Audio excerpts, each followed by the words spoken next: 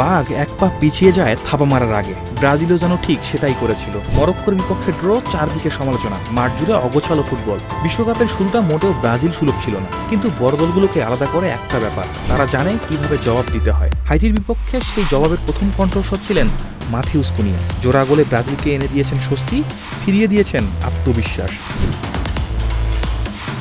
কিন্তু গল্পটা শুধু কুনিয়ার নয়, গল্পটা ভিনিসিয়াসের নিজেকে ফিরে পাওয়ারও। 2 ম্যাচে 2 গোল, 1 অ্যাসিস্ট। পরিসংখ্যান দেখাচ্ছে এবারের বিশ্বকাপে এটাই ভিনিসিয়াসের পারফরমেন্স। কিন্তু পরিসংখ্যান দেখাচ্ছে না প্রতিপক্ষের রক্ষণে কতটা ত্রাস ছড়াচ্ছেন ভিনিসিয়াস, কিভাবে একাই নাচিয়ে ছাড়ছেন তাদের। ব্রাজিল সমর্থকেরা তো মনে প্রাণে এই ভিনিসিয়াসকেই এতদিন ধরে চাইছিল জাতীয় দলের জার্সিতে।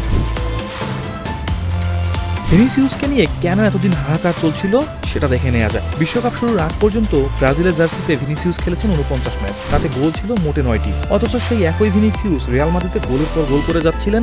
জাতীয় দলের জার্সি গায়ে দিলেই কেন জানি গোল পোস্টের ঠিকানা আর খুঁজে পেতেন না তিনি। সমালোচনা শুরু হতে বেশি সময় লাগেনি। কথা চাউর হলো, ভিনিসিয়াস শুধু রিয়াল মাদ্রিদের, ব্রাজিলের নয়, নিজ দেশের সমর্থকেরাই দুয়ো দিতে থাকলেন।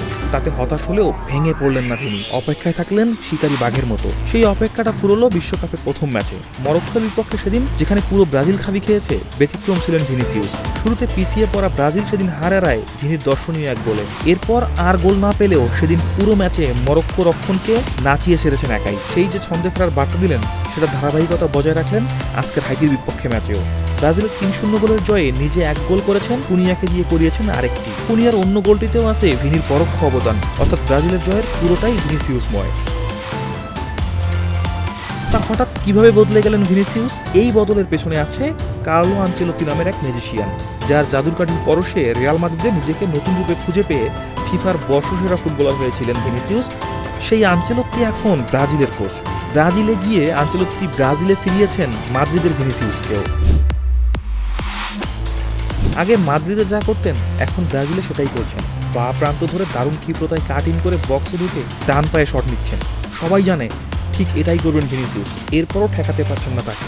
ভিনি নাকি কথা দিয়েছেন এবারে বিশ্বকাপে 6 গোল করবেন, এর মাত্র 2টি করেছেন, 4টি আসা এখনো বাকি।